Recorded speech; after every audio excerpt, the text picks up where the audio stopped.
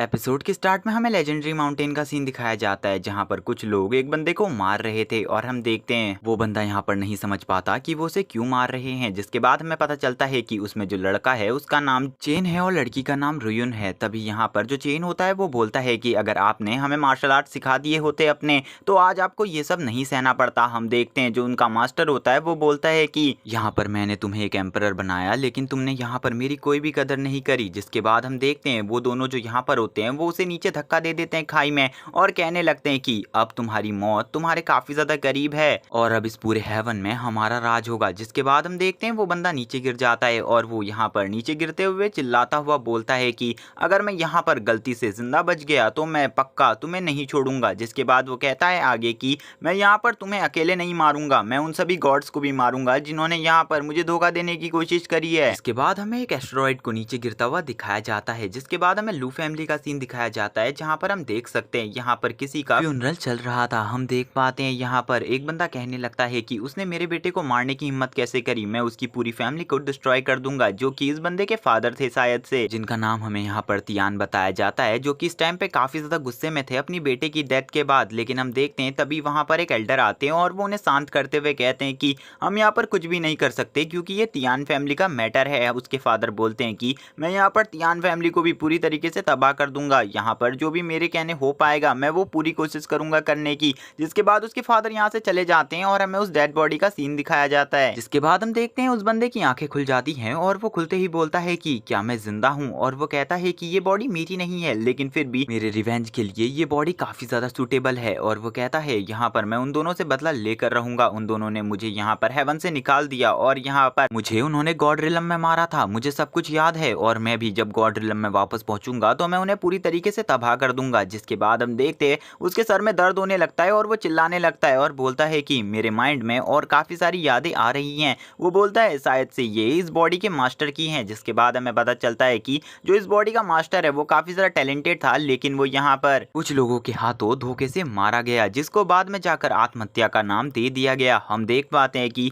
जब वो यहाँ पर इस रेलम में था तो वो काफी ज्यादा पावरफुल और टैलेंटेड था। सभी लोग यहाँ पर उस दिन उसे बधाई दे रहे थे क्योंकि उसने लाइटनिंग एट्रीब्यूट को पूरी तरीके से कंट्रोल कर लिया था और हम देखते हैं वो सभी को यहाँ पर वेलकम कर रहा था। जिसके बाद यहाँ पर एक बंदा आ जाता है जो यहाँ पर तियान फैमिली का यंग मास्टर था और वो यहाँ पर आकर जो जियान था उसकी कल्टीवेशन को पूरी तरीके से डिस्ट्रॉय कर देता है क्योंकि वो यहाँ पर ये नहीं चाहता था कि जो यहाँ पर लुओ फैमिली है वो आगे बढ़ सके, और वो उसे यहाँ पर बुरी तरीके से पीटता है जिस वजह से उसकी बॉडी में काफी ज्यादा घाव और चोटों के निशान पड़ जाते हैं। हम देखते हैं कि आगे वो इसके खिलाफ कार्रवाई कर पाता उससे पहले ही उसको यहाँ पर धोखे से मार दिया गया और उसकी लाश को यहाँ पर जो यहाँ पर लुओ फैमिली थी उसके बाहर पर टांग दिया गया। हम देख सकते हैं वो कहता है कि मैं यहाँ पर किसी को भी नहीं छोड़ूंगा और किसी को भी डिसअपॉइंट नहीं करूंगा, मैं यहाँ पर इस बॉडी के मालिक का भी रिवेंज पक्का लूंगा। और वो कहता है कि मैं किसी को नहीं छोड़ूंगा। तभी वो कहता है बाहर ये आवाज किसकी आ रही है। जिसके बाद हम यहाँ पर देख पाते हैं एक ग्रैंड एल्डर को और उनके साथ एक लड़की भी आ रही थी। जिसके बाद हमें पता चलता है हमारे मेन कैरेक्टर का नाम जियान है और इस लड़की का नाम युन है और ये यहाँ पर जो जियान है उसकी मंगेतर थी और आज ये यहाँ पर किस लिए आ रही है इसके बारे में किसी को भी नहीं पता। हम देख सकते हैं कि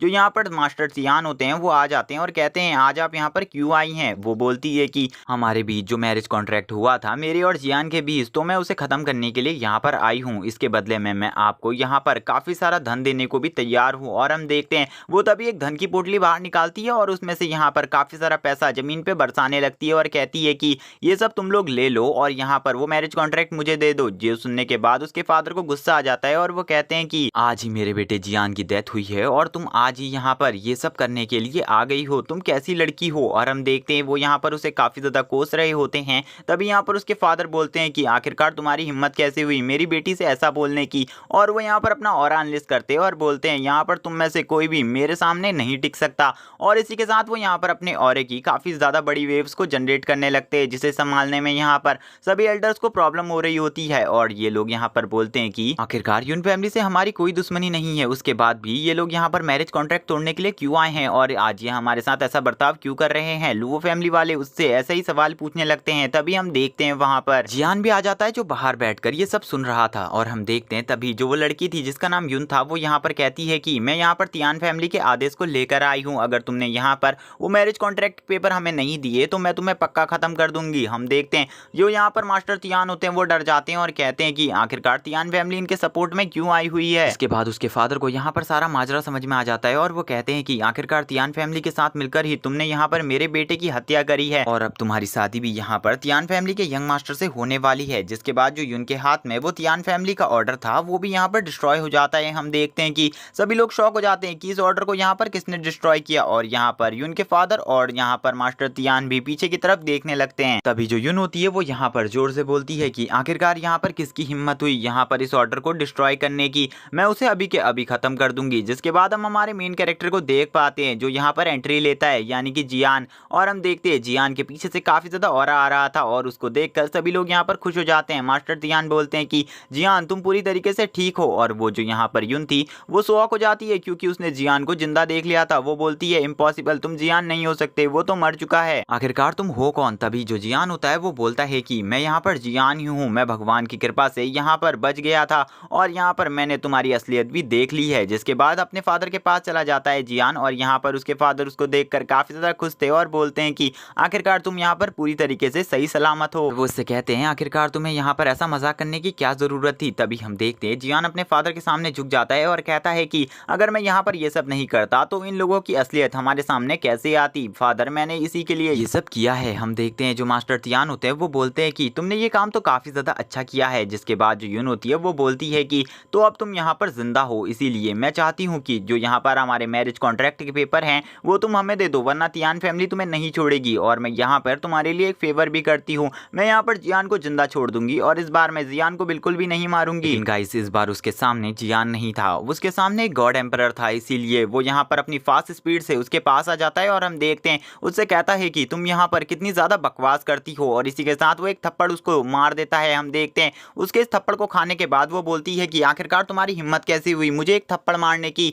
और अब मैं तुम्हें बिल्कुल भी नहीं छोड़ूंगी, मैं तुम्हें यहीं पर खत्म करके रख दूंगी और तुम्हें बर्बाद कर दूंगी। और हम देखते हैं वो जियान को ये सब कहने लगती है। हम देखते हैं जियान बोलता है कि मैं तुमसे यहाँ पर बिल्कुल भी नहीं डरता और ना ही तुम्हारे बॉयफ्रेंड और ना ही तियान फैमिली से, मैं चाहूँ तो यहाँ पर सभी को खत्म कर सकता हूँ, इसीलिए मेरे सामने ऐसी बकवास मत करना। हम देखते हैं वो गुस्से में आ जाती है और बोलती है कि जियान तुम यहाँ पर एक कमीने इंसान हो, मैं तुम्हें बिल्कुल भी नहीं छोड़ूंगी और मैं तुम्हें मार दूंगी। जिसके बाद वो यहाँ पर अपने एक वेपन को निकाल लेती है जो कि यहाँ पर एक लो क्लास का वेपन था और वो यहाँ पर उससे जियान के ऊपर अटैक कर देती है, जिसे देखने के बाद जियान बोलता है कि ये अटैक तो एक लो क्लास का अटैक है और मेरे जैसे हेवनली गॉड एम्परर को मारने के लिए तो ये वेपन एक बेकार वेपन है। और इसी के साथ वो यहाँ पर उस अटैक को बहुत इजीली डॉच कर लेता है जैसे कि वो अटैक उसके लिए कुछ भी नहीं था, और इसी के साथ ही वो यहाँ पर उसकी गर्दन पे एक अटैक कर देता है जो कि खाली उसका एक मार्शल आर्ट का मूव था। और हम देखते हैं उसके लगने के बाद ही वो लड़की यहाँ पर बेहोश हो जाती है और नीचे गिर जाती है। और तभी जो यहाँ पर जियान होता है वो बोलता है कि तुम तो यहाँ पर मेरे खाली टच को भी नहीं सह पाई। लेकिन हम देखते हैं यहाँ पर इसके बाद उसके फादर गुस्से में आ जाते हैं और बोलते हैं कि बास्टर्ड मैन तुम्हारी हिम्मत कैसे हुई यहाँ पर मेरी बेटी को हाथ लगाने की। जिसके बाद जियान भी ये सब सुन लेता है और कहता है कि ये मुझसे काफी ज्यादा पावरफुल है और मैं इसका सामना इस टाइम पे नहीं कर सकता हूँ। हम देखते हैं तभी जो मास्टर तियान होते हैं वो यहाँ पर आ जाते हैं फाइट के बीच में फाइट करने के लिए और बोलते हैं आखिरकार तुम्हारी हिम्मत कैसे हुई यहाँ पर मेरे बेटे को हाथ लगाने की भी। और इसी के साथ वो यहाँ पर अपनी मार्शल सोल को भी बाहर निकाल लेते हैं जो कि यहाँ पर एक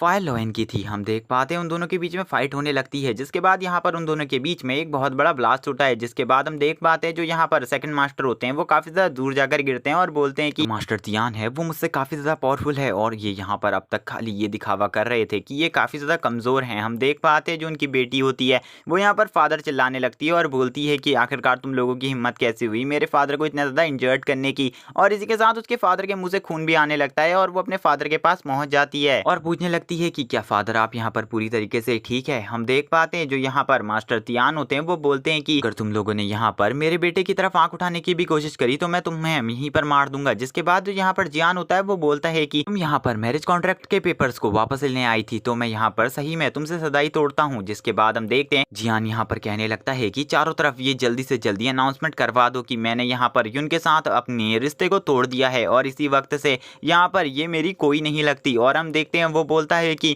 आज के बाद ये लोग मेरे सबसे बड़े दुश्मन है। जिसके बाद हम देख पाते हैं यून शॉक हो जाती है और यून चिल्लाकर बोलती है कि आखिरकार तुम्हारी हिम्मत कैसे हुई मेरे से ऐसा बोलने की कि यहाँ पर तुम मेरे साथ मैरिज तोड़ रहे हो। यहाँ पर मैं तुम्हारे साथ खुद मैरिज तोड़ना चाहती थी। हम देख पाते हैं कि जो यहाँ पर जियान होता है वो कहता है कि इसी वक्त मेरे मैंसन से निकल जाओ, अगर यहाँ पर तुम इस टाइम पे मैंसन से नहीं निकले तो मैं यहीं पर तुम्हें मार दूंगा, इसीलिए तुरंत यहाँ से निकल जाओ। जिसके बाद हम देख पाते हैं वो यहाँ पर उन सभी के ऊपर यहाँ पर एक बहुत ज्यादा पावरफुल अटैक कर देता है जो कि एक थंडर अटैक था। हम देखते हैं वो कहता है कि तुरंत यहाँ से भाग जाओ। हम देखते हैं इसी के साथ उन लोगों की हालत भी खराब हो जाती है और तभी यहाँ पर यून के फादर बोलते हैं कि मैं तुम्हें बिल्कुल भी नहीं छोड़ूंगा और जल्दी ही मैं वापस आऊंगा और तुम्हें खत्म कर दूंगा। जिसके बाद यहाँ पर जियान भी बोलता है कि ठीक है, मैं भी तुम्हारा इंतजार कर रहा हूँ, जल्दी तुम वापस आओ और मुझे खत्म करके दिखाओ। हम देख पाते हैं इसी के साथ यहाँ पर उन लोगों को भगा दिया जाता है और हमें तभी यहाँ पर लुओ फैमिली के मेंशन का सीन दिखाया जाता है, जहाँ पर हम देखते हैं सभी एल्डर्स और लुओ फैमिली के लीडर सभी लोग मिलकर यहाँ पर जियान के बारे में बातें कर रहे थे। तभी जो यहाँ पर सेक्ट लीडर थे वो बोलते हैं कि मैंने यहाँ पर चारों तरफ ये खबर फैला दी है कि यहाँ पर जो जियान है वो पूरी तरीके से मर चुका है। जिसके बाद जियान के फादर यानी कि यहाँ पर मास्टर तियान होते हैं, वो यहाँ पर जियान से बोलते हैं कि आखिरकार तुम्हारे साथ क्या हुआ है, क्या तुम हमें यहाँ पर एक्सप्लेन कर सकते हो। हम देखते हैं जो जियान होता है वो अपने फादर से कहता है ठीक है। जिसके बाद वो यहाँ पर सेक्ट लीडर के सामने सर झुकाता है और बोलता है कि मैं जब उस कॉफिन के अंदर था तो मुझे यहाँ पर हमारे पूर्वजों के दर्शन हुए थे और उन्होंने मुझे यहाँ पर काफी सारी मार्शल आर्ट टेक्निक्स के बारे में बताया और उन्होंने मेरी कल्टीवेशन को वापस से स्टार्ट करने के बारे में भी बताया। हम देखते हैं ये सुनने के बाद सभी एल्डर्स और सेक्ट लीडर भी यहाँ पर शॉक हो जाते हैं। जिसके बाद सेक्ट लीडर उससे पूछते हैं कि तो हमें उसके लिए क्या करना होगा। जियान बताता है कि यहाँ पर हमें काफी सारे बीस्ट का ब्लड लाना होगा जिससे मैं यहाँ पर अपनी कल्टीवेशन को अवेक कर सकता हूँ। और ये सुनने के बाद यहाँ पर सेक्ट लीडर आदेश दे देते हैं कि यहाँ पर इसके लिए काफी सारे बीस्ट का ब्लड लाया जाए और हम देखते हैं वो बोलते हैं कि इसके रिजल्ट हम जल्दी ही देखेंगे। जियान बताता है कि इसके रिजल्ट आपको 3 महीने के अंदर देखने को मिल जाएंगे। और हम देखते हैं इस बात से यहाँ पर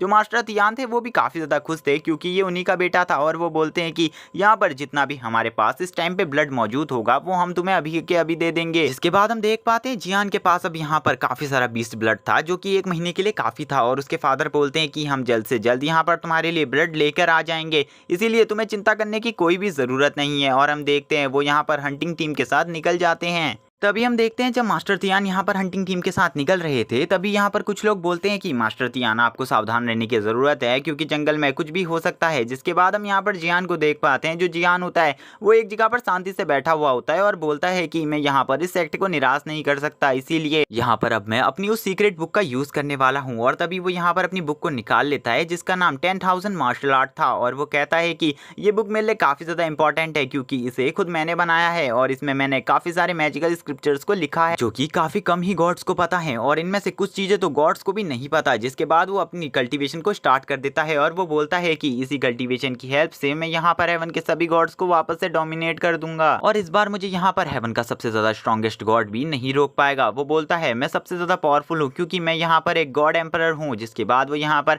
अपनी कल्टीवेशन को स्टार्ट कर देता है और सारे पन्नों को पढ़ने लगता है और बोलता है कि ये बीस्ट ब्लड मेरे लिए काफी ज्यादा अच्छा है जिस वजह से यहाँ पर मैं अभी अपनी कल्टीवेशन को आगे बढ़ा पाऊंगा। जिसके बाद वो बताता है ये सब मेरा एक्सपीरियंस है। हम देख पाते हैं जो वो बुक होती है उसकी स्क्रिप्चर्स यहाँ पर हवा में उड़ने लगते हैं और इसी के साथ वो उन सारे स्क्रिप्चर्स को अपनी बॉडी के अंदर ट्रांसफर कर देता है। जिसके बाद हम देखते हैं वो सारे ब्लड को ऊपर की तरफ फेंकने लगता है और उन सारे ब्लड की पावर को अपने अंदर कंज्यूम करने लगता है, यानी कि वो यहाँ पर उस बीस्ट की पूरी सोल को अपने अंदर कंज्यूम कर रहा था ताकि उस बीस्ट की सारी एबिलिटीज उसके पास आ जाएं। और वो बोलता है कि अब मैं आ रहा हूँ। जिसके बाद वो हमें यहाँ पर बताता है कि यहाँ पर हेवनली स्काई व्हील की कल्टीवेशन करने वाला हूँ जिसके बारे में ह्यूमंस में किसी को भी नहीं पता है और वो बताता है कि जो उसका स्काई व्हील है वो काफी ज्यादा पावरफुल होने वाला है। जिसके बाद हम यहाँ पर उस स्काई व्हील को देख पाते हैं जो कि यहाँ पर ब्लड और उन डीमंस की सोल को भी एब्जॉर्ब कर रहा था और हम देखते हैं इसी के साथ उसका स्काई व्हील पूरी तरीके से ग्लो करने लगता है। हम देखते हैं वो कल्टीवेशन के लिए एक जगह पर बैठ जाता है ताकि वो कल्टीवेशन को आगे बढ़ा सके और हम देखते हैं इसी के साथ वो यहाँ पर स्माइल करता है और कहता है कि जल्द से जल्द मुझे यहाँ पर पावरफुल होना होगा और यहाँ पर जब मैं पावरफुल हो जाऊंगा तो मैं यहाँ पर रियुन और चिन को खुद गॉड रिलम में जाकर मार दूंगा। जिसके बाद हम उसकी गॉडली सोल को भी देख पाते हैं जो कि यहाँ पर पूरी तरीके से एकदम ठीक थी और यहाँ पर उसकी पावर्स भी अभी भी बिल्कुल कम नहीं हुई थी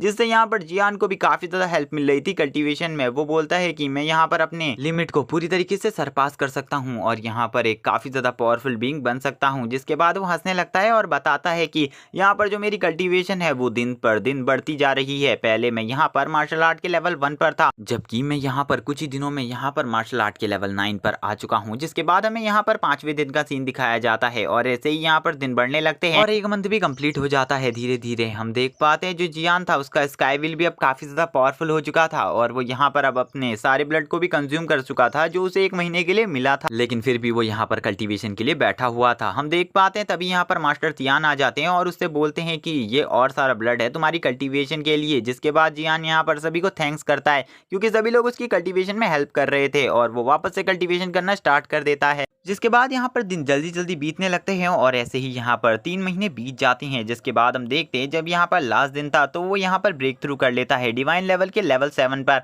और हम देखते हैं इसी के साथ वो काफी ज्यादा खुश होता है और यहाँ पर अपनी फायर पावर को बाहर दिखाकर बोलता है कि मैं यहाँ पर डिवाइन लेवल के लेवल 7 पर भी पहुंच चुका हूँ और मेरा स्काई व्हील भी अब इतना ज्यादा पावरफुल हो चुका है कि उसे मैंने लेवल 2 का कर लिया है। वो बोलता है मेरी फिजिकल स्ट्रेंथ भी अब काफी ज्यादा बढ़ चुकी है और मैंने अपनी फिजिकल बॉडी को भी पहले से काफी ज्यादा पावरफुल कर लिया है। तभी हम देखते हैं दरवाजे को तोड़ता हुआ एक बंदा अंदर आता है और वो रोते हुए बोलता है कि जो हंटिंग ग्रुप जंगल की तरफ गया था उसके साथ कुछ प्रॉब्लम हो गई है जिसके बारे में मुझे नहीं पता। ये सुनने के बाद जियान भी शॉक हो जाता है और इसी के साथ ये एपिसोड यहीं पर एंड हो जाता है। और गाइस अगर आपको वीडियो अच्छी लगी हो तो कमेंट करके जरूर बताना कि आप इस सीरीज को कंटिन्यू देखना चाहते हो इस चैनल पर या फिर नहीं। और अगर आप इसका अगला एपिसोड देखना चाहते हो तो चैनल को सब्सक्राइब कर दो, वीडियो को लाइक कर दो, कमेंट करके जरूर बताना आपको एपिसोड कैसा लगा। Okay bye guys.